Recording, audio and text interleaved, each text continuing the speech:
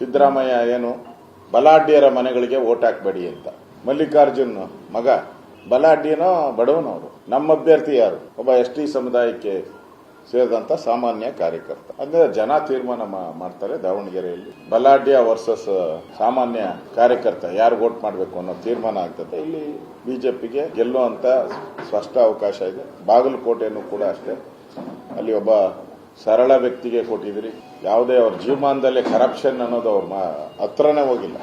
ಅಷ್ಟು ಒಳ್ಳೆಯ ವ್ಯಕ್ತಿಗೆ ನಾವು ಚರಂತಿಮಠ ಅವರಿಗೆ ಕೊಟ್ಟಿದ್ರಿ. ಅಲ್ಲೂ ಕೂಡ ಇವರು ಕಾಂಗ್ರೆಸ್ ಅವರು ಮತ್ತೆ ಮನೆತನಕ್ಕೆ ಎರಡು ಕಡೆ ಮನೆತನ. ಅವರು ಎರಡೂ ಕ್ಷೇತ್ರದಲ್ಲಿ ಕಾಂಗ್ರೆಸ್ ಆಯ್ಕೆ ಮನೆತನ, ವಂಶ ಪಾರಂಪರ್ಯ. ಅಲ್ಲೂ ವಂಶ ಪಾರಂಪರ್ಯ, ಇಲ್ಲೂ ವಂಶ ಪಾರಂಪರ್ಯ. ಅಲ್ಲೂ ಹಿಂದುಳಿದ ವರ್ಗದವರಿಗೆ ಟಿಕೆಟ್ ಇಲ್ಲ, ಇಲ್ಲೂ ಹಿಂದುಳಿದವರಿಗೆ ಟಿಕೆಟ್ ಇಲ್ಲ. ಬಿಜೆಪಿ ಸಮನಾಗಿ ಎರಡನ್ನು ನೋಡಿರೋದ್ರಿಂದ ಇವತ್ತು ನಮಗೆ ಗೆಲ್ಲೋ ಅಂತ ಅವಕಾಶ ಜಾಸ್ತಿ ಇದೆ. ಈಗಾಗಲೇ ಕಾಂಗ್ರೆಸ್ ಅವರು ಅಲ್ಲಿ ರೌಡಿಸಂ ಶುರು ಮಾಡಿದ್ದಾರೆ. ಬಾಗಲಕೋಟೆ ಕೇಸರಿ ಶಾಲು ಹಾಕೊಂಡು ಬಂದು ಬಿಜೆಪಿಯವರು ಅಂತ ಹೇಳಿ ಚುನಾವಣಾ ಪ್ರಚಾರ ಮಾಡ್ತಾ ಇದ್ದಾರೆ. ಬಿಜೆಪಿಗೆ ವೋಟ್ ಹಾಕಬೇಡಿ ಅಂತ ಹೇಳಿ ಹಾಸ್ಟೆಲ್ಗಳು. ಈಗಾಗಲೇ ಕಂಪ್ಲೇಂಟ್ ಕೊಟ್ಟಿದ್ದೀನಿ. ನಾನು ಕೂಡ ಜಿಲ್ಲಾಧಿಕಾರಿಗಳನ್ನ ಭೇಟಿ ಮಾಡಿ ನಾನು ಕೂಡ ಒಂದು ರೀತಿ ಕಾಂಗ್ರೆಸ್ಸಿನ ವಿರೋಧಿ ಅಲೆ.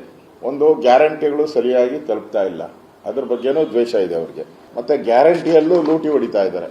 5,000 ಕೋಟಿ ಗೃಹಲಕ್ಷ್ಮಿಯಲ್ಲಿ, ಅನ್ನಭಾಗ್ಯದಲ್ಲಿ 760 ಕೋಟಿ ಅದು ಹಣ ಹೊಡಿತಾ ಇರೋದು ಇವತ್ತು ಗೊತ್ತಾಗಿದೆ. ಇವತ್ತು ಕರ್ನಾಟಕದಲ್ಲಿ ಅತಿ ಹೆಚ್ಚು ತೆರಿಗೆಗಳನ್ನು ಕಳೆದ ಬಡ್ಜೆಟ್ ಆದ್ಮೇಲೆ ಬಡ್ಜೆಟ್ ಅಲ್ಲಿ ಏನು ತೆರಿಗೆ ಹಾಕಿಲ್ಲ. ಬಡ್ಜೆಟ್ ಆದ್ಮೇಲೆ ಸುಮಾರು 25 ತೆರಿಗೆ ಹಾಕಿದ್ದಾರೆ. ಸುಮಾರು 75,000 ಕೋಟಿ ತೆರಿಗೆ ಹಾಕಿದ್ದಾರೆ. ಈ ವರ್ಷನೂ ಬಡ್ಜೆಟ್ ಆಗಿದೆ. ಬಡ್ಜೆಟ್ ಆದ್ಮೇಲೆ ತೆರಿಗೆ ಶುರು ಮಾಡಬೇಕಾಗಿತ್ತು. ಈ 2 ಬೈ ಎಲೆಕ್ಷನ್ ಬಂದಿದೆ ಅಂತ ತೆರಿಗೆಯನ್ನ ಸ್ಟಾಪ್ ಮಾಡಿದ್ದಾರೆ. ಈ 2 ಬೈ ಎಲೆಕ್ಷನ್ ಆದ ತಕ್ಷಣನೇ ಮಾರಿ ಹಬ್ಬ ಕರ್ನಾಟಕದ ರಾಜ್ಯ ಜನತೆಗೆ ಮಾರಿ ಹಬ್ಬ ಕಾದಿದೆ. ತೆರಿಗೆಗಳನ್ನ ಎಲ್ಲದರ ಮೇಲೆ ತೆರಿಗೆ ಹಾಕ್ತಾರೆ. ತಿನ್ನೋ ಅನ್ನದಿಂದ ಹಿಡಿದು ಪೆಟ್ರೋಲು, ಡೀಸೆಲ್ ಎಲ್ಲದರ ಮೇಲೂ ತೆರಿಗೆ ಹಾಕ್ತಾರೆ. ಮೊನ್ನೆ ಪೆಟ್ರೋಲ್ ಡೀಸೆಲ್ ರೇಟ್ ಕಡಿಮೆ ಮಾಡಿದ್ದಾರೆ ಕೇಂದ್ರ ಸರ್ಕಾರ ಹಿಂದೆ.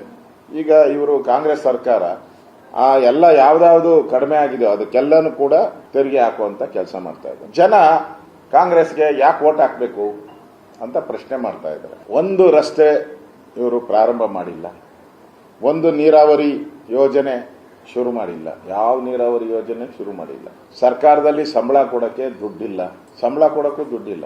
ಪೊಲೀಸ್ ಇಲಾಖೆಗೂ ಸಂಬಳ ಸರಿಯಾಗಿ ಟೈಮ್ ಕೊಡ್ತಾ ಇಲ್ಲ. ಇನ್ನು ಆರೋಗ್ಯ ಇಲಾಖೆದಂತೂ ಕೇಳಂಗೇ ಇಲ್ಲ, ಔಷಧಿಗಳಿಲ್ಲ ಆರೋಗ್ಯ ಇಲಾಖೆಯಲ್ಲಿ. ಮತ್ತೆ ಸಿದ್ದರಾಮಯ್ಯ ಓನ್ಲಿ ಏಮ್ ಈಸ್ ಕಳೆದ 6 ತಿಂಗಳಿಂದ Siddaramaiah only aim retain CM chair.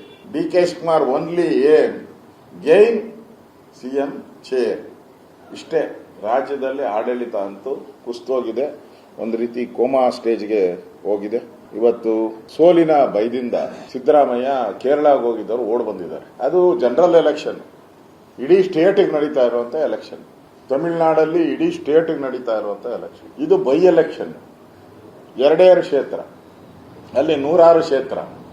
ಅಲ್ಲಿ ಬಿಟ್ಬಿಟ್ಟು ಇಲ್ಲಿ ಓಡ್ ಬರ್ತಾ ಇದ್ದಾರೆ ಸಿದ್ದರಾಮಯ್ಯ ಅಂದ್ರೆ ಸೋಲಿನ ಭೀತಿಯಿಂದನೇ ಬರ್ತಾ ಇರೋದು. ಸೋಲು ಕಟ್ಟಿಟ್ಟ ಬುತ್ತಿ ಅಂತೇಳಿ ಇಲ್ಲೇನಾದರೂ ಕಾಂಚಾಣ ಅರಿಸಿ ನಾವು ಚುನಾವಣೆ ಗೆಲ್ಲಬೇಕು ಅಂತ ಕಾಂಚಾಣದ ಚುನಾವಣೆ ಮಾಡಕ್ಕೆ ಸಿದ್ದರಾಮಯ್ಯ ಹೊರಟಿದ್ದಾರೆ. ಅದರಿಂದ ಇವತ್ತು ಸುರ್ಜೇವಾಲಾ ಕಾಂಗ್ರೆಸ್ಸಿನ ಪ್ರಧಾನ ಕಾರ್ಯದರ್ಶಿ, ಆ ಮನುಷ್ಯ ಹೋಗಿ ಕೇರಳದಲ್ಲಿ ಚುನಾವಣೆ ಮಾಡೋದು ಬಿಟ್ಬಿಟ್ಟ, ತಮಿಳುನಾಡಲ್ಲಿ ಚುನಾವಣೆ ಮಾಡೋದು ಬಿಟ್ಬಿಟ್ಟು, ಅಸ್ಸಾಮಲ್ಲಿ ಚುನಾವಣೆ ಮಾಡೋದು ಬಿಟ್ಬಿಟ್ಟು ಬೈ ಎಲೆಕ್ಷನ್ ಬಂದು ಚುನಾವಣೆ ಮಾಡ್ತಾರೆ. ಅಂದ್ರೆ ಬಿಜೆಪಿ ಎಷ್ಟು ಟಫ್ ಆಗಿ ಎಲೆಕ್ಷನ್ ಮಾಡ್ತಾ ಇದೆ ಅಂತ ಇದರಿಂದನೇ ಅರ್ಥ ಆಗ್ತಾ ಇದೆ.